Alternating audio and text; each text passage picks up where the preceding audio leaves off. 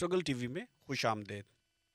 आज के प्रोग्राम में हम बात करेंगे पाकिस्तान की मगरबी सरहद पर जो सूरत पिछले एक हफ्ते से नुमायाँ हो रही है। पाकिस्तान तालिबान के साथ जंग में मसरूफ़ है। हर तरफ ये बहस हो रही है कि ये जंग क्यों हो रही है। एक तो सरकारी मौक़िफ़ है जो मेन स्ट्रीम मीडिया बार बार हमें याद दिला रहा है। कहा यह जा रहा है कि तहरीक तालिबान पाकिस्तान यानी टीटीपी ने वहाँ पनाह ले रखी है और वो पाकिस्तान पर हमले कर रही है। पाकिस्तान का मौक़िफ़ ये है कि तालिबान की हुकूमत टीटीपी को मना करे, उसको कंट्रोल करे। मेन स्ट्रीम मीडिया से हटकर अगर आप सोशल मीडिया की तरफ जाएं तो बाज़ लोग डोनाल्ड ट्रंप के उस बयान का हवाला दे रहे हैं जो उन्होंने कुछ दिन कबल दिया था, और उन्होंने कहा था कि चीन को कंट्रोल करने के लिए या चीन पर नज़र रखने के लिए अमेरिका को बगराम एयर बेस चाहिए। वो वापस वहाँ पर अमेरिकी अड्डा कायम करना चाहते हैं। तो कहा यह जा रहा है कि ये सारी जंग दर हकीकत अमेरिका को बगराम का फ़ौजी अड्डा दिलाने के लिए की जा रही है। फिर एक बात ये की जा रही है कि शायद पाकिस्तान काबुल में रजीम चेंज लाना चाहता है। मेरा अपना ख्याल ये है कि ये सारे फैक्टर्स मिलकर इस सूरत हाल को जन्म दे रहे हैं जिस पर मैं अभी थोड़ी देर में बात करूँगा। लेकिन इस सूरत हाल से, इस कशीदगी से, इन झड़पों से एक बात तो बिल्कुल तय है कि रियासत की 40 साला अफ़गान पॉलिसी बिल्कुल बार बार और मुसलसल नाकाम साबित हो रही है। ये जो स्ट्रेटजिक डेप्थ की तलाश में थे, जो स्ट्रेटजिक डेप्थ की बात किया करते थे, उनके लिए ये स्ट्रेटजिक डेप्थ दर हकीकत मुसलसल एक स्ट्रेटजिक डेथ बनी हुई है। टीटीपी ने पिछले 2 महीनों में कई बार पाकिस्तान पर हमले किए जिसमें सिक्योरिटी फोर्सेस के अफराद हलाक हुए। इसी तरह भी बॉर्डर पर हुकूमत ने ख़ुद तस्लीम किया है कि 23 पाकिस्तानी फ़ौजी जाँ बहक हुए। ये भी बिल्कुल वाज़ेह है कि 40 साल से जो आग आपने अफ़गानिस्तान में लगा रखी है उसका धुआं पाकिस्तान में मुसलसल आता रहता है। जब तक वहाँ पर आग लगी रहेगी पाकिस्तान में भी धुआं आता रहेगा। सबसे अहम बात या नुक्ता ये जिस पर बिल्कुल बात नहीं की जा रही वो है पाकिस्तान की ख़ारजा पॉलिसी। ख़ारजा पॉलिसी का मकसद ये होता है, बिलखसूस अड़ोस पड़ोस के हवाले से मकसद ये होता है कि आप सफारतकारी के ज़रिए तनाव को, तनाज़ात को और इख्तलाफात को हल करें।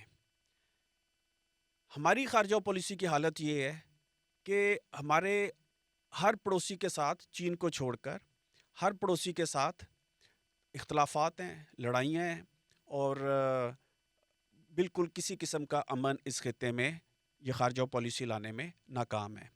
उसकी एक बड़ी वजह और वजूहात भी हैं जिसमें रियासत का किरदार है। सबसे अहम तो रियासत का जो एक अस्करी किरदार है वो है।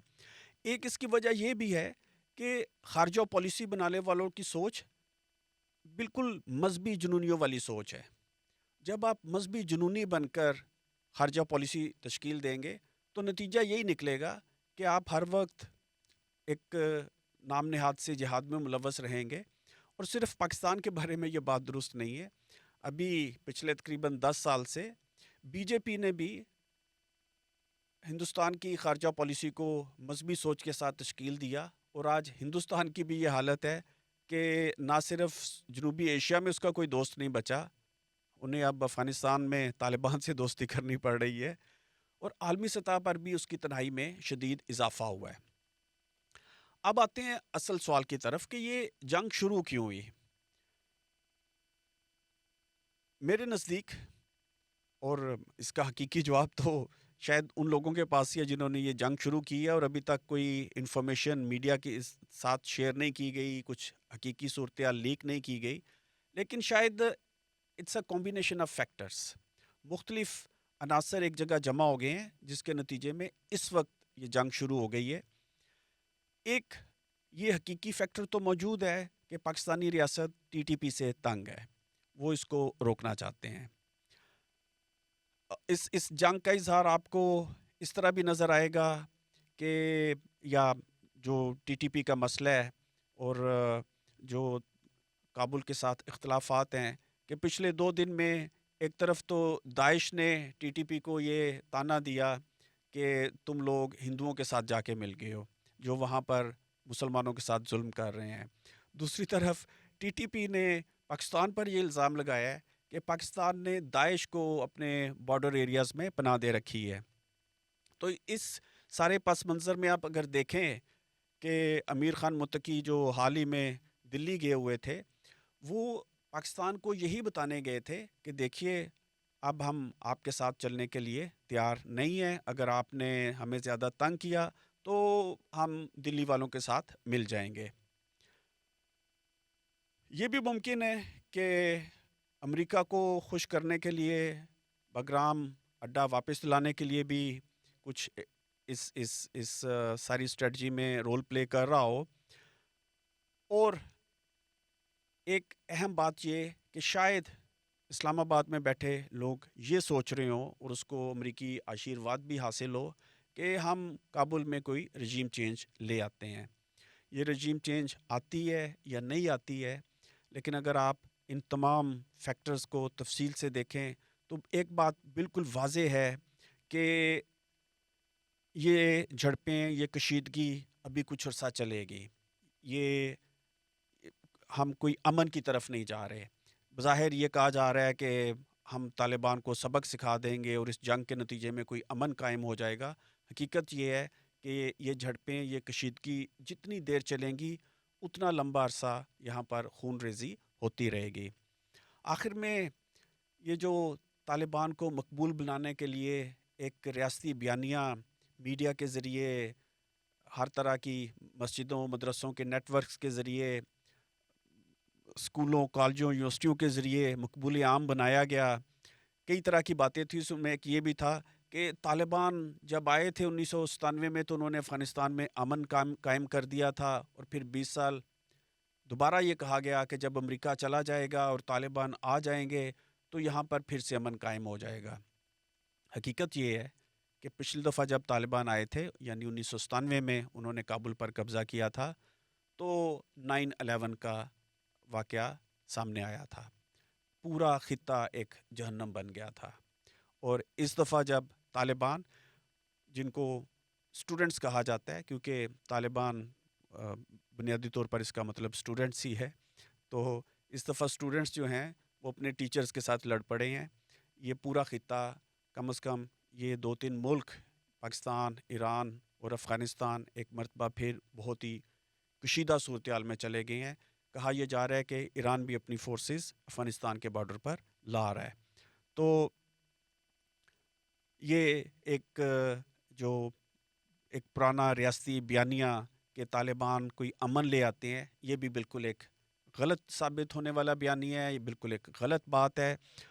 آخر میں تھوڑی سی بات کرنا چاہتا ہوں کہ پھر کیا جائے، کس طرح کی خارجہ پالیسی بنائی جائے. میرے نزدیک سب سے اہم بات یہ ہے، اور ایک کامیاب خارجہ پالیسی کی اہم بات یہ ہونی چاہیے، خاص کر پاکستان جیسے ممالک جو عالمی سطح کے اوپر ایک پیریفری اکانومی کاؤنٹ ہوتے ہیں، کہ ان کی خارجہ پالیسی عالمی طاقتوں کے حوالے سے نیوٹرلٹی پر مبنی ہونی چاہیے. ان کی خارجہ پالیسی آزادانہ خارجہ پالیسی ہونی چاہیے. پراکسی دہشت گرد گروہ پالنا نہ تو پاکستان کے مفاد میں ہے نہ اس خطے کے مفاد میں ہے. پاکستان کے مفاد میں یہ بات ہے کہ اس کے اندرونی معاملات بھی جمہوری انداز میں چلیں اور اس کی عالمی سیاست بھی جمہوری انداز میں آگے بڑھائی جائے. لیکن بات یہ ہے کہ آپ کی خارجہ پالیسی در حقیقت آپ کی اندرونی سیاست کا اظہار ہوتی ہے. جب آپ کے ملک میں جمہوری قوتیں کمزور ہوں گی تو عالمی سطح کے اوپر بھی آپ عالمی جمہوری قوتوں کے ساتھ کھڑے نہیں ہوں گے. اس لیے ضروری ہے کہ پاکستان کے اندرونی معاملات کو درست کیا جائے. یہاں سے طبقاتی، لسانی، قومی، جینڈر بیسڈ جبر کا خاتمہ کیا جائے، لوگوں کو جمہوری حقوق ملیں اور لوگ ایک ایسی خارجہ پالیسی تشکیل دے جو اس خطے میں نفرت کو آگے بڑھائے، جو نفرت کو پروان مت چڑھائے، بلکہ وہ اس خطے میں عالمی یکجہتی کے نظریات کو آگے لے کے جائے، تاکہ یہ خطہ، یہ ملک، اس کے پڑوسی ملک امن کے ساتھ رہ سکیں۔ پروگرام میں ساتھ دینے کا بہت شکریہ۔